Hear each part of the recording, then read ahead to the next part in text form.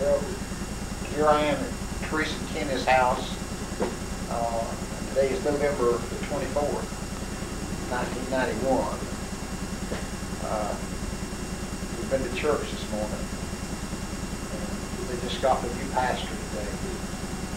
And we went to the Hilltop restaurant and ate a big meal.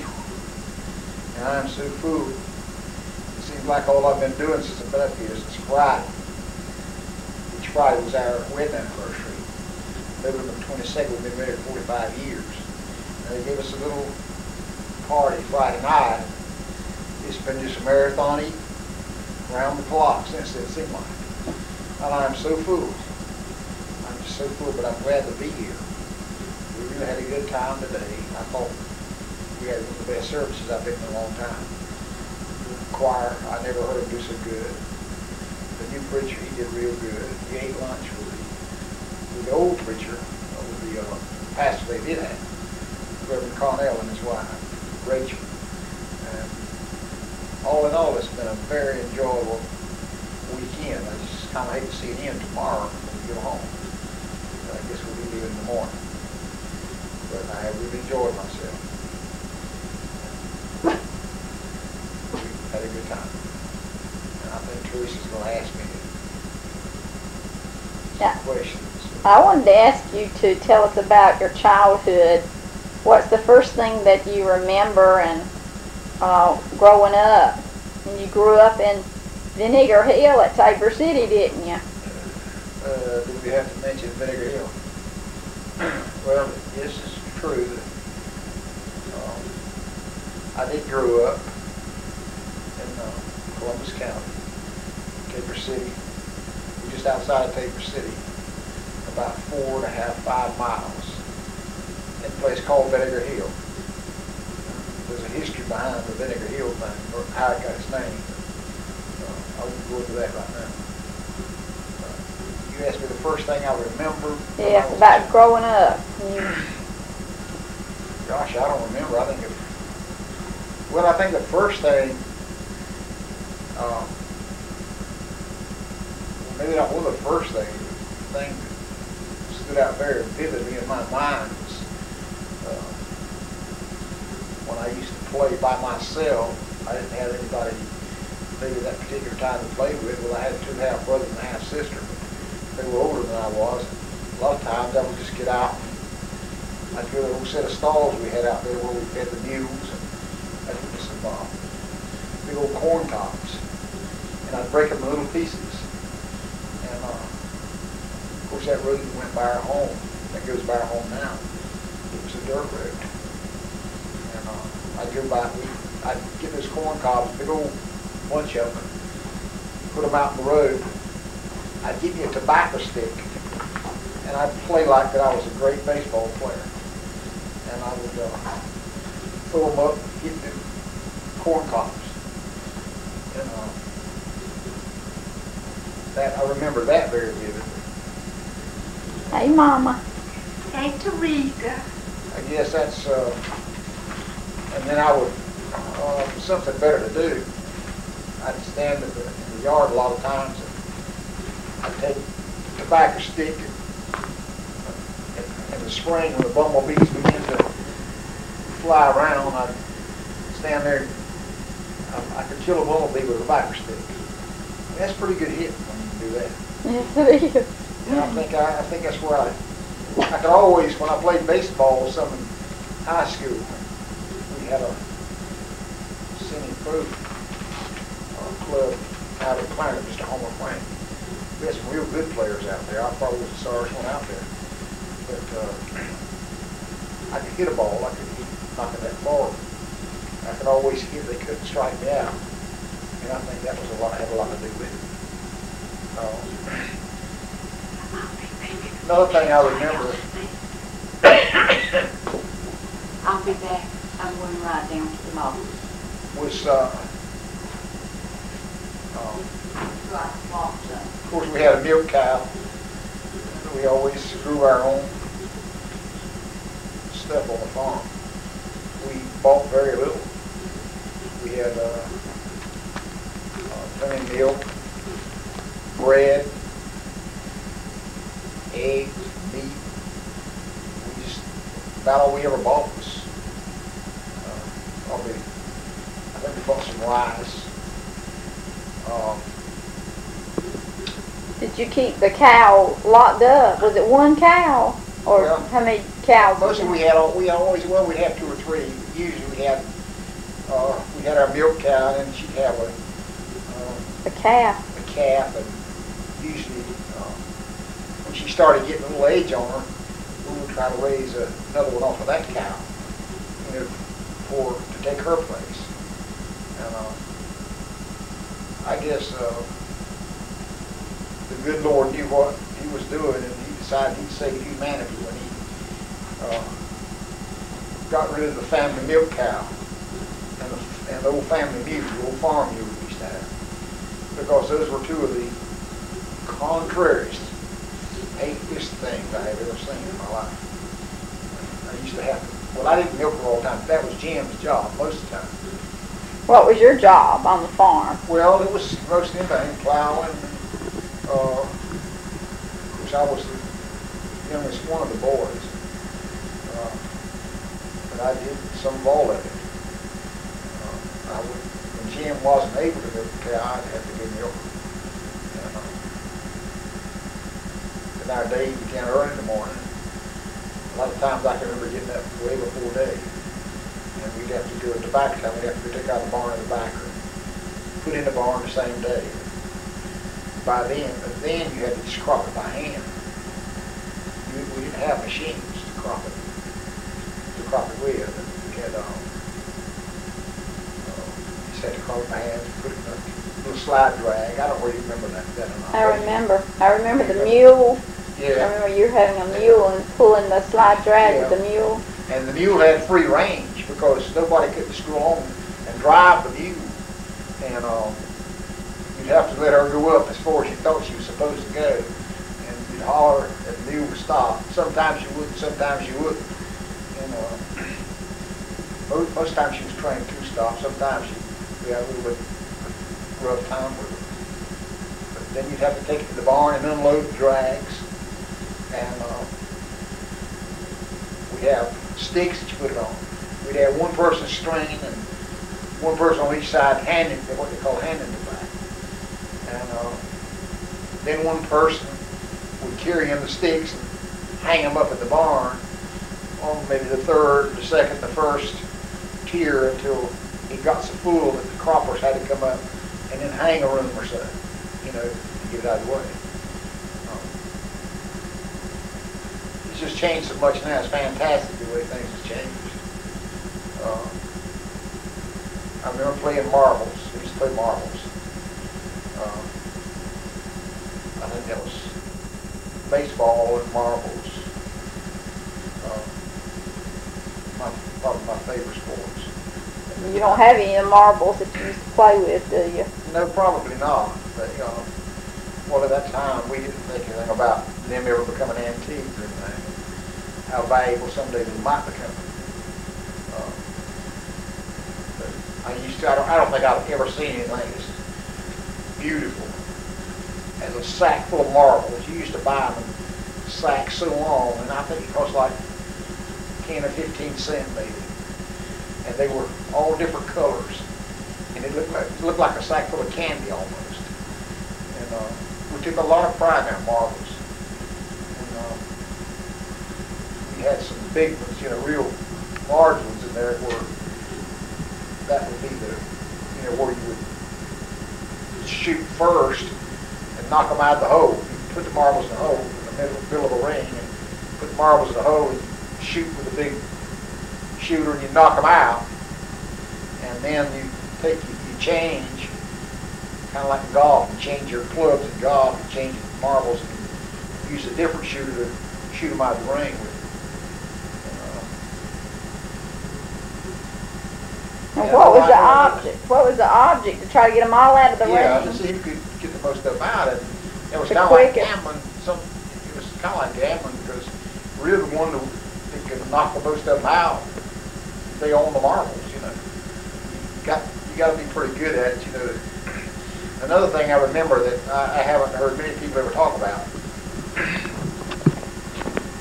was we didn't have any toys to play with. We used to get out in the woods and we'd take an axe and we'd cut down, we'd find us a pine tree, maybe so tall, and we'd chop that tree down and we'd leave a sharp spike sticking up, and the piece that we cut off of it, the tree, we would split it and we'd put it on that sharp piece that was left, and we'd go round and around. They called it a flying mare. And man, we used to have some good times on that. We had to make up our own games, but we just didn't have the sports, everything the kids have today. And we used to go swimming a lot. And we had, I guess every boy had an old swimming hole somewhere. And ours was down next to Climate Baptist Church. If you know where Miss Mary Gaskin is now, at the end of the road. Yes, I know. Mr. Joe Ed used to own that farm. And down at the kind of the end of his farm was a lake, I believe we call it Big Lake or something. It's where that water ran across the road, Mill Branch. I think that's Mill Branch Road. Yes, it is.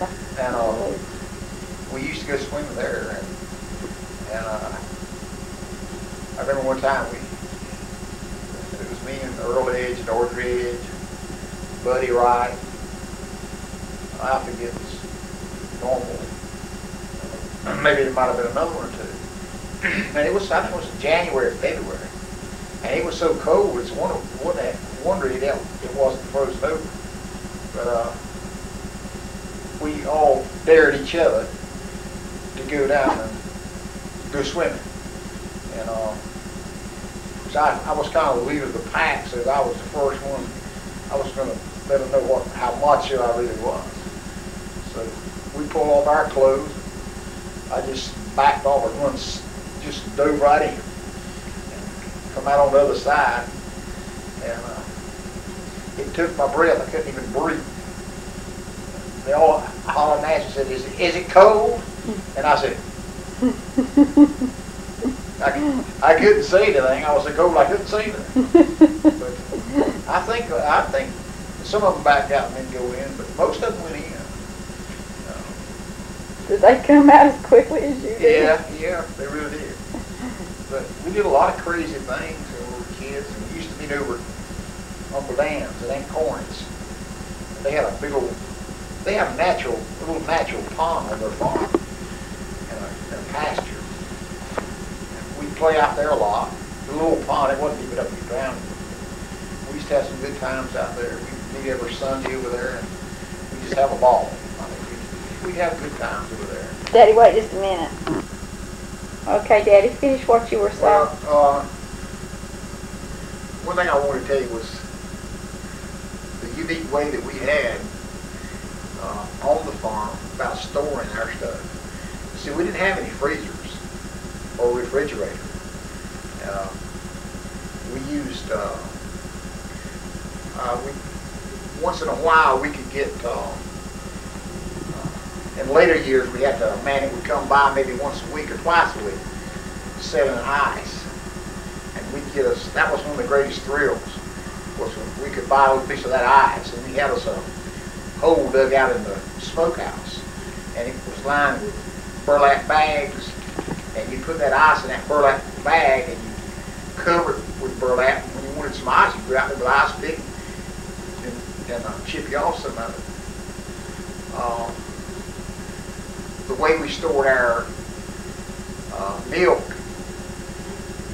when we milked the cow in the morning, then we put it, strained it, put it in jugs, like quart jars, or not jugs, but jars, quart jars, half-gallon jars and stuff mostly.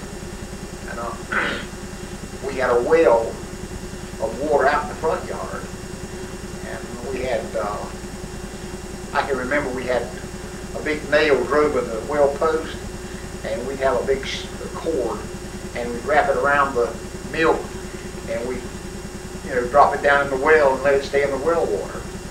And Jim built a trough on the back porch under the pump. We had a hand pump, and he had it so the water, he had a plug in the end of it, and the water would stand in there. You could put milk and store it in there. When the water started getting warm 2 or 3 times a day, we'd just take the plug out, drain the trough, and then put the plug back in and put fresh water in there. And a lot of times I would be plowing, and I'd come to the house, give me some water. A lot of times, instead of drinking water, I'd just give me a quart jar and drink maybe half of that of milk, you know. And sometimes the cream would be halfway down on it. And did you drink that too? oh yeah, yeah. I guess that's why I developed such strong bones and everything, because I drank so much milk. I've always loved milk. And our meat, we always kept our hogs. And we raised our own meat, and we'd have what they call hog killing days. And we'd I can remember that. I kind of dreaded that because it was always in cold weather. And I just kind of hated to see. Jim always shot the hogs. And sometimes when it sounds kind of gruesome, really, to tell it, but that's the way it happened. Sometimes he'd shoot them with a rifle, and you'd have to stick them to bleed them, let them bleed, get that blood out of them. It sounds gruesome. It does. But you get your meat the same way now, but you just don't realize it. They do it in cold storage, don't they? They do it in cold storage, and you don't ever see any of this. Out on the farm, this is the only way we had to do it. And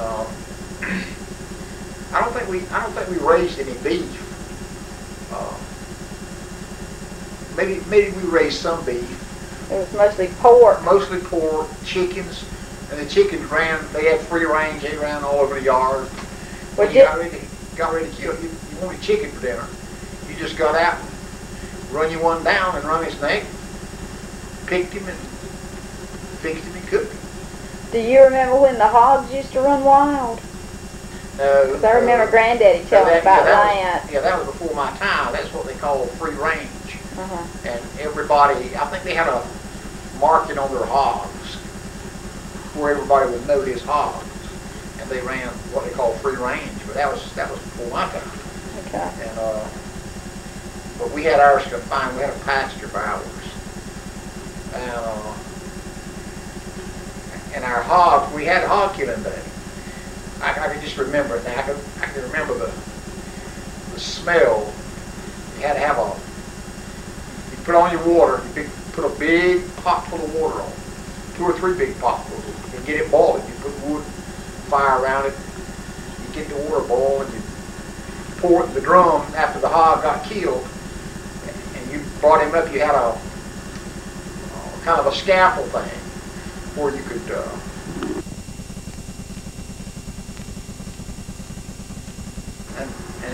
talk like killing the hog.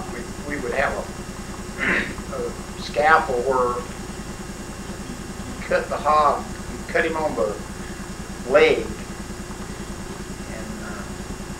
They call it the heel string, and you had a stick that you stick in his heel string on each one of them, and you spread his legs apart, put him on that scaffold, and that's the way you can handle him. See, and we dip him. First of all, we dip him in the water. We put him in that barrel of hot water, and you turn him, till all the hair begin to come off. Then you have to do what they call picking. It sounds gruesome, but like I said, if you knew how your meat got here now, you feel the same way. That's why we have so many vegetarians in this world today. But anyhow, do all that. But anyhow, when the processing of the hog was done, we had a little house out back. Do you remember that house? Smokehouse. Smokehouse. Yes. That we used to have at your granddaddy's. I remember that. Okay. We would cut the hog up, the shoulders, the hams, and what they call the middlings and all that. And we would hang it up on wire hangers in the smokehouse. And then right in the middle of the smokehouse, the same pit that I said we used to keep ice in it, if you could ever get some of it, we built a fire in there. And hickory, it would be hickory wood. That sounds good. Yeah, and what we do, we wouldn't have a rip roaring fire. We would have it down enough, cover it with leaves or something. I forget what it was now, but just enough we could get the smoke. It would continually burn, and that smoke would smoke that meat while it was curing, and you got that hickory smoke out of it. Was it salted? Did you? Oh yeah, we salted the meat. We salted it before we did that. You did. Oh, you had to salt it, yes. So like right after you finished cutting it, then you salt it down a lot. Well, and you had a table. Matter of fact, in the smokehouse we had well, on a little shelter we had a table where you could lay that middling on, and you could let it right in salt, and you rub the salt in it and everything. You know, then you hung it in the smokehouse and cured it, and smoked it and cured it. And how many days did you have to smoke it? I don't remember, but it'd be a long time. So you had to keep the fire going. Oh yeah. I don't remember how many days. What about at night? Like at night, did you have to get up in the middle of the night to keep the fire going? I remember us getting up, but you know, you try to keep it continually smoking, you know, all the time. I don't remember getting up in the night time to do it,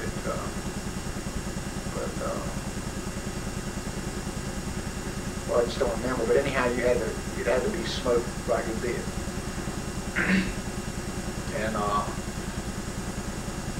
getting back to tobacco a while ago, like crop of tobacco and everything. We cured our tobacco. I don't know whether you remember this or not.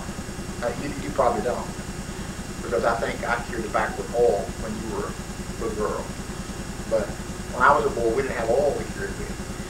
We had to cut our own firewood. No, I don't remember that part. Okay, well. I remember the log barn. Do you remember the little log barn that used to sit right at the house in our yard that William and Jerry tore down one time? I got them to tear it down. I don't. The little barn that sit right at was right in the edge of our yard. It was a little 12-foot log tobacco barn. I don't remember that one. Well, it had a furnace on the outside, and from that furnace on the inside, we had metal flues going in there. And you had to keep, when you hung your tobacco in there, you had to stoke your furnace with the wood, and you'd have to try to keep a constant heat in there. So you'd color your tobacco at a temperature of about, I think it was maybe from 90 degrees to 110 degrees. You had to keep it there while you were coloring it. And then when you started killing the leaf or curing the leaf, I think your temperature had to range from about 110 to 150. And then when that got done, it was easier because your tobacco wilted and the heat was more evenly distributed. And so then you went up to like 170 or 175, 180 to kill the stem. And I can remember it. And you know, they say that of all your senses, that the sense of smell lasts the longest of any sense that you've got, like seeing, hearing, smelling, tasting, and all. And I can vividly remember, like right now I can think, and I can remember how that cured tobacco used to smell coming out of that old log barn that was, this sounds crazy, that the cracks in the barn, what they call was the daubing was clay between the cracks. Yeah. The way we did that, we dug a hole till we dug down to the clay. And we would dig the clay out, put it in a bucket, mix it with water till we got it where we wanted, and we put it in the cracks. And if there was a crack in the barn anywhere, we daubed it with clay. And I don't think there's any more unique smell in the whole world than smelling that clay, that old clay when it was cured, and the tobacco that was cured, you know, in that barn. I never will forget it. I could smell it. It smelled like you could eat it almost. I can remember how the clay barn smelled. The clay barn that I remember was the one that was next to Uncle Jim's old house. Remember down next to Bruce Lanier's town. Yeah. Yeah, that was a clay. Yes, that's was the a one clay I barn. remember. That was that was a little more modern. Was it? Yeah, because that was made out of not just logs. That was made out of it was made out of logs, but it was hewn logs. Mm-hmm. It was like you took it to the sawmill and just cut the round side off of them, and do it. And I believe I don't believe we had blues in that barn. I think then we had graduated maybe to a cure. We did. We had kerosene burners in that barn. And then of course we went to we cured with kerosene, and then we went to finally I think we went to some people cured with gas. I don't think we ever cured with gas. I think it was always kerosene after we left the wood barn. Did you all ever have a barn to burn down? No, we never did. We never did. Then we used to eat. Another thing we would take the lard that come out of the hogs, and then we'd have stands of lard, and that's today that's a no-no. They don't want you to eat lard today. No, they sure But don't. I can remember Mama now. We used to have she'd have a stand of lard sitting in the kitchen. You might remember this. I remember the lard. Okay, she would take it like fried meat. Fried meat, eating fat back, fresh meat or whatever fried. She'd take that lard. I can just see her now with a big old spoonful of that lard. Put it in that frying pan and fry that meat. That's what she used to roll her biscuits in too, wasn't it? Yeah, lard. And we ate. That's what we were raised on. Started. Okay. And talking about cooking with lard and all that fat, which is, the dietitians and the doctor says now that that's a no-no, which it is a no-no now. But I think the reason for that was, the reason it didn't kill us at an earlier age, what we did, we get up real early in the morning and we plow all day. We plow, follow our mule, and we walk from early morning until 12 o'clock, and we'd come in and we'd take the mule out, and we'd feed her and water her, and then we'd go eat. And or while she was eating, we were eating. We'd go to the house and eat. We'd eat the fried meat and the lard and the fat back and all that stuff. Just like by smoking at that time, we weren't educated on smoking. We didn't know that smoking was harmful to you. And then we'd go, after we eat, we'd go maybe like 1 o'clock or 1:15, and you hook the old mule up again, and you take the plow, and out in the field you go, and you walk from then till dark. Plowing up, down, up, down, up, down. Plowing all the time. You just walking. So we got, there was always chores to do. Then when you came in, you had to take the old mule out, feed her again, water her again, feed the hogs, feed the cow, milk the cow.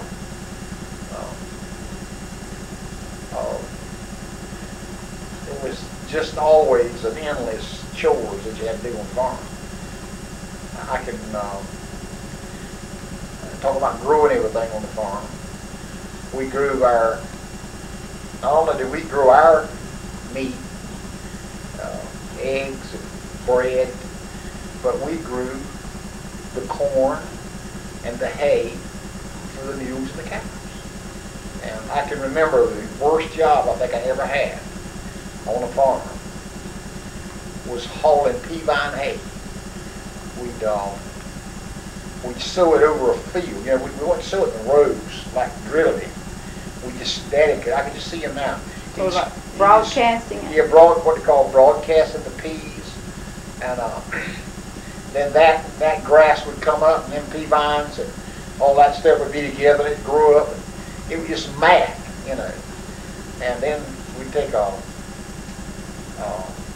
mowing machine, a horse-drawn or a mule-drawn mowing machine, you'd mow it. You'd mow it down, when it got ready. And then you take a hay rake, a mule-drawn hay rake, and you rake it up in what they call windrows. And the windrows would be like all the way across the field. And then you'd haul it, you'd build a rack on the wagon, and that's the way you haul the pea vine hay. Then you'd have to take a pitchfork and load that pea vine hay on the wagon. But when you stuck that pitchfork in that stupid pea vine hay, and you start the pea vine, some of it be as long as from here to that door. So you just here you were with all this stuff coming behind you. But I think it was one of the worst jobs we ever had. What was the purpose in having the pea vines mixed in with it? Well, pea vine was good hay. It made good feed for the mules and the cows. And I guess that was some of the best hay that you could get at the time. And you know, remember the farm we used to have over what they call the Albee place? Well, sometimes we'd grow it over there and we'd haul it back home through the woods. And you'd get a load of pea vine hay on that wagon, it'd all just pile up there. And then pea vines would be dragging behind it, and you'd come through the woods, and one of the pea vines would catch in a limb on a tree, and before you got home, you'd have half the load unloaded almost. You'd have to go back and reload it again. And I don't see where we got by. I don't either. Really, I don't. We had such a time, you know, but it was good times. We never, we were very poor. But, you know, we never went lacking for food, and we didn't have many clothes. I can remember when I had 2 pair of overalls. I had 1 pair I'd wear to school. It was a good pair. And I could see Mama now ironing those overalls. That denim with these little hand irons, where you just sit in the fireplace and got them hot, and you'd iron with them. You know, we got some at home now. And then later on, she got this big iron like I got at the house. You know, where it's got a top, it's got a little smokestack thing to it. Yes. And what she'd do, she'd take corn cobs and she'd put them in the fireplace, and she'd make coals out of them. And she'd take her tongs and she'd put those in her iron, and then that would keep a constant heat in the iron. So that was, boy, you're getting in the world when you got iron like that then. Even during the summer, she would have to... Oh, during the summer, yeah. And that iron must have weighed. I suspect that iron must have weighed 10 pounds. But I can just see my mama ironing those denims with it. But when I got those overalls on, there were a crease in them, you know. Did she even iron the ones you worked in? Or just the ones you worked in? No, I think the ones I worked in was probably so ragged she just kept them patched. But I wore them to school, the good pair. And the first thing I did when I got home, I pulled off the pair that I wore to school. Of course, we carried our own lunch, and Mama would make us a little big biscuit she used to make, and she'd put a big old slab of ham meat in, and we were ashamed of it. We were ashamed of the ham biscuit at that time because some of the guys that lived in town, like Linwood Gerald, I remember Linwood especially, boy, I used to hate him. He had a pair of, I think the first pair of white and black wingtip shoes I've ever seen. And his father was a merchant in town. And I had an old pair of tennis shoes that stunk like crazy. And that's the only thing I had to wear.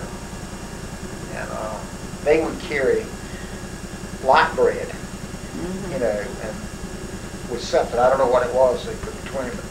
But I was ashamed of my ham biscuit. And sometimes I try to eat it out of the little paper bag where they couldn't see me eating, you know, and they'd sit up there eating their light bread. And it's peculiar. They say everything that goes around comes around again, you know. And now, the shoes on the other foot, the road reversed. Yes. Now if you got a ham biscuit, you don't want everybody to see it, you know. That's right. But I can especially remember that. And to get to school, from where we live now, we had to walk to 701, which is 1 mile. from Daddy's house, from where we were born, and me and May and Mildred, and I don't know whether Lily Gray ever did. I don't think Lily Gray ever walked. I think by that time they probably had a bus route established on the dirt road where we lived. But we would walk. We'd have to walk that mile to school, and Mama would fix my hair every morning, and she put water on it, so we get it down. And I've had my hair to freeze. I'd have ice in my hair, from that water. And so I wonder we had to die. That's the truth. And right on the other side of where Mildred lives now, that what they call the bay down there. Oh yes. There used to be a big puddle of water there. It would always stand there. And I would carry May and Mildred across there. I'd pick one of them up at a time and carry them across. They'd get on my back and I'd carry them across. I'd wade through there and carry them across to the other side. And sometimes they would carry my books for me. But it was very primitive.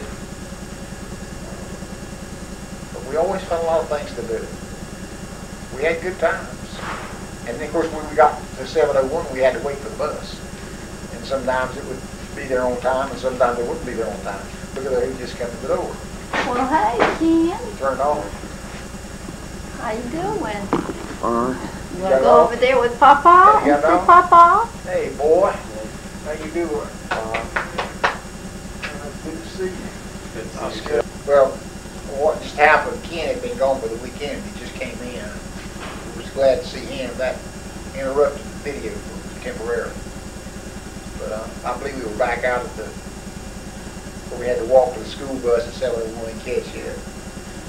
Then in the evening, we had to do the same thing. And growing up, and then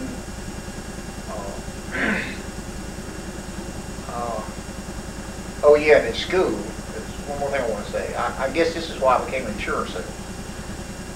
We used to have.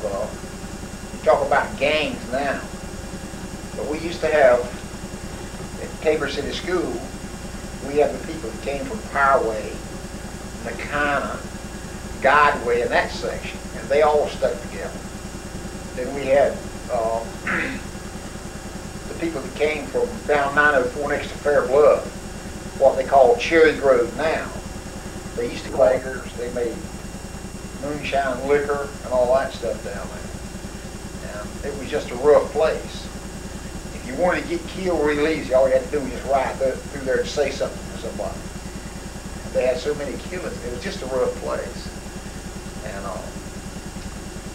And then in the town of Tabor City, I don't know whether you remember this or not, but they used to have what they call a crate factory here, where they made strawberry crates and bean hampers and all that stuff. Vaguely. Well, I think it was a DJ Hughes company, I believe they call it. But everybody called it a crate factory. And you had all those Wattses in Tabor City, the Skippers, all them people that lived what they call a crate factory, eating distinct gangs there.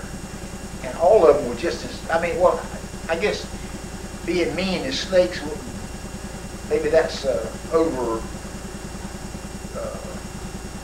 dramatizing just a little bit, but they all stuck together, and you didn't cross them. And from where I was at, out where I lived, I didn't have no gang.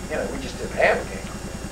So I had to learn to play all three of those games because I was just like kind of like a sore thumb. I didn't fit in either one of those gangs, but yet I managed to make friends with all of them in there. And we had some tough times, but I always managed to get along with them.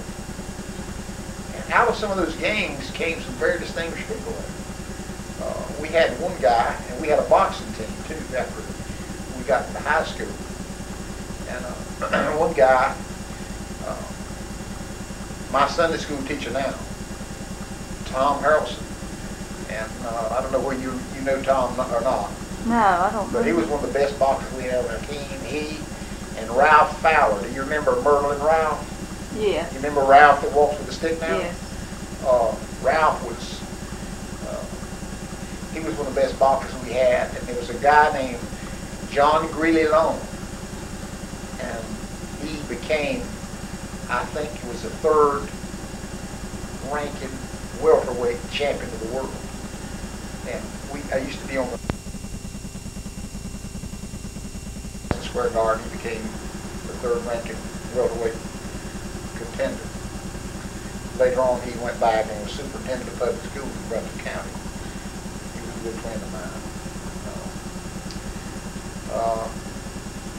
Well, anyhow, eventually I dropped out of school and helped Daddy on the farm. World War II, World War II had already started at that time. And Daddy only had 3 sons, and they drafted 2 of them in service. And as a rule at that particular time, if you had more than 1 son, like if you had 2 sons or 3 sons, they couldn't take all of them. They could only they'd have to leave 1 at home. But I volunteered for the Army, and I went in the Army just before the end of World War II, when I was 18. And I took a basic training. And I first went to Fort Bragg, North Carolina. I was processed and sent to what is now Fort Gordon, Georgia. It used to be Camp Gordon, Georgia. I took basic training there. And I took 17 weeks basic training, 5 weeks advance. And I think it was like 2 or 3 days before I finished my basic training, I got hit with shrapnel. And I was in the hospital, I think it was 27 days. I called it infection. But anyhow, when I came out, my outfit had already gone. They went to Japan. Or to the South Pacific. I believe they did go to Japan. And then I got the outfit I got with. We went to Europe. We went through, we landed in France, Le Havre, France. We went through from Le Havre, France to Belgium and then to Germany. And I was stationed in Germany. And we had a lot of dealings with the Russian soldiers. We had, of course, you know, Germany was divided into zones at that time. The Soviet Union had one part, the United States and France and Britain had the other parts. It was cut off in 4 zones. And that was one of my jobs, was to patrol the border between the American zone and the Russian zone. And when we say Russia, it's the Soviet Union. Russia is a state in the Soviet Union. But that was one of our jobs. And then, but just before I went into service, this girl gave me a going away party, a farewell party. And this is where I met your mother, at my going away party, at my farewell party. And I met your mother there. So then when I come home on furlough, I would see your mother. And then when I went overseas, I stayed overseas a while, came back, and when I come back home, your mother had moved. Let me see where they were staying. I believe they were staying when I left. When I first met her, they were living next to Uncle UV and Aunt Lucille's there. On the old Mart Hardy, what they call Mart Hardy farm. Then they moved to Whiteville on the Seth Smith farm. And then they moved to Clarkton with, I can't think of the guy's name now. But anyhow, that's where, no, I'm ahead of myself. That was after I came out of service, I believe. They moved back then. But anyhow, when I came home, I didn't know where to find them. They had moved again. and they had moved down to Dothan on the L.B. Marlowe farm. But it took me like 2 or 3 days to find them, because we didn't have a lot of telephones, and they didn't have a telephone, we didn't either. But I finally found her, and that was in November 1946, and we got married in 10 days after I was home. We got married on November the 22nd, 1946. And then we stayed with Daddy and Mama a year before we could build our house. And then we built our house, and then Michael was born October the 1st, 1948.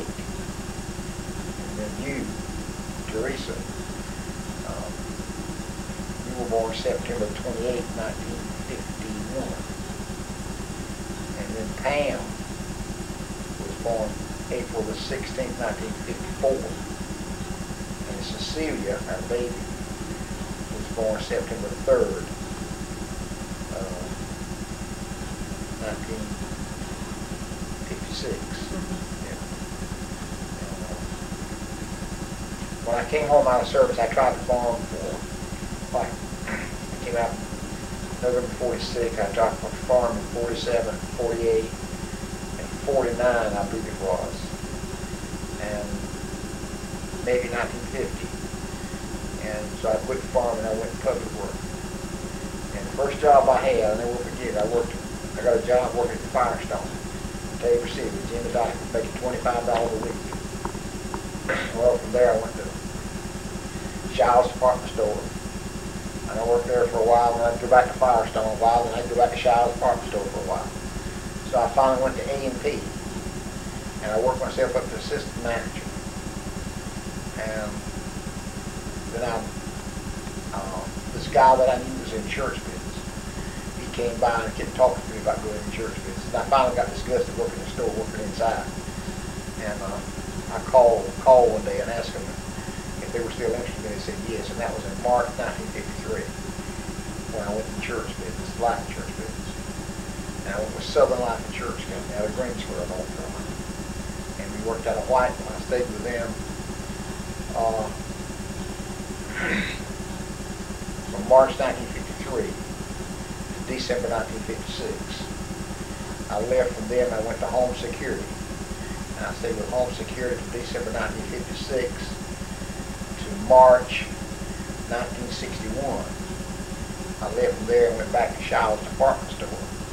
And I stayed 2 years and 9 months until June of 1960. June 1964. Yeah. And then I came back with Home Security, and I never left them again. I stayed with them, and I finally retired in September '89 after 30 years and 16 days with Home Security, or then they changed to People Security, and of course we became in 1975 or 76, I'm not sure what year, a member of the Capital Holding Corporation out of Louisville, Kentucky, and later on we merged with People Security, and we became known as People Security. It was all out of Durham. For many years, I was lead sales manager with the company, runner-up sales manager many years, third place many years. I had one of the best records in the company. I'm not tooting the horn, but that's a matter of record. I think it was 1964. I think it was the same year that I went in insurance business. I'm pretty sure it was, that I joined the Masons. And I became a Mason in 64. That's right. Yeah. I think it was March 64 when I became a Mason. And I went back with Home Security in June of 64. And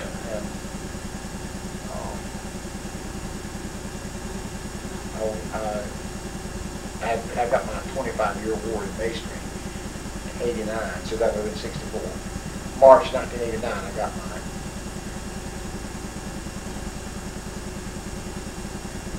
March '89, I got my 25-year service award for being a matron.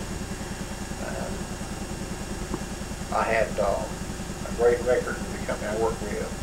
I was sales manager for 21 years. I was one of the top sales managers with the company all those years. I had a fantastic record. Like I said, I'm not tooting my horn, it's a matter of record. And I think it was when I retired in September '89.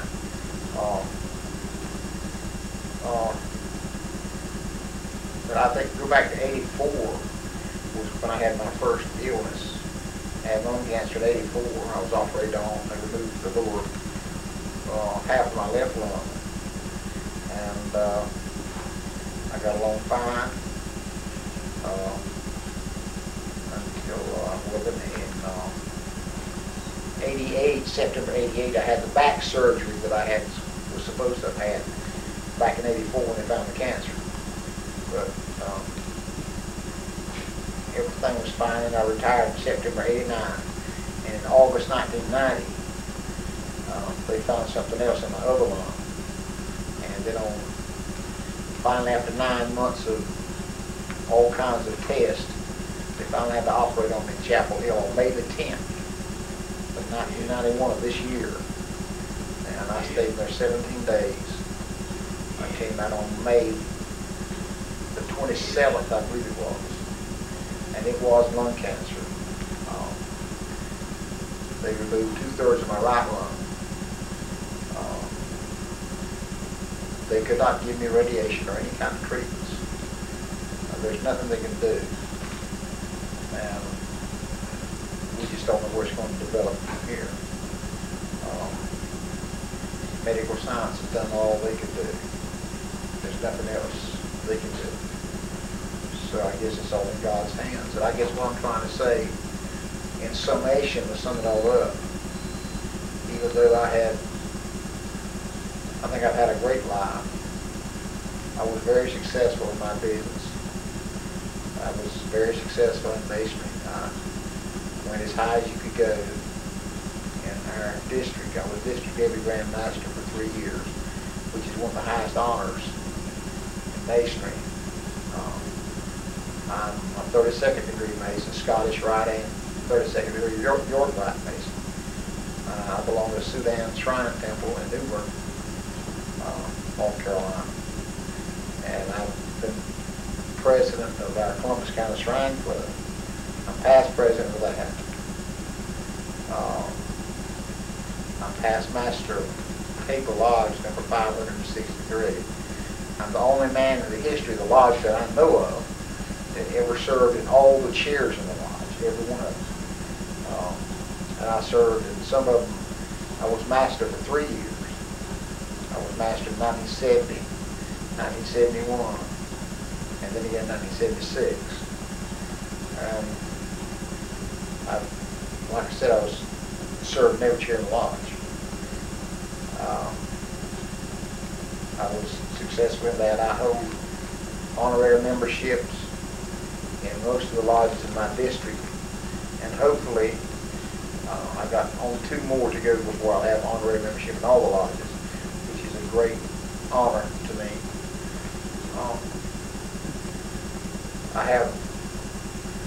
I married, like I said, November 22nd, 1946.